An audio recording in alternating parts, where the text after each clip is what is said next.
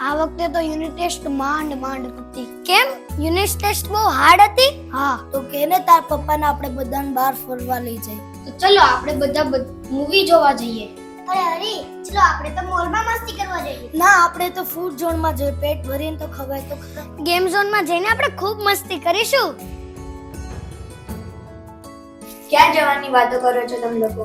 ક્યાંય નહીં, ફરવા જવાની વાતો કરીએ છીએ. અરે સિદ્ધિ દીદી, તમે લોકો ક્યાં જઈને આવ્યા? અમે બંને ભાઈ બહેન મંદિરે ગયા. ક્યાંય ફરવા નથી જવાનું, અરે કેમ? કેમ કે આપણે બધાને ઘર સભામાં જવાનું છે. ઘર સભા તો સુરત ચાલી રહી છે. આવતી 10 અને 11 સપ્ટેમ્બરે ઘર સભા આપણા વડોદરામાં આવે છે.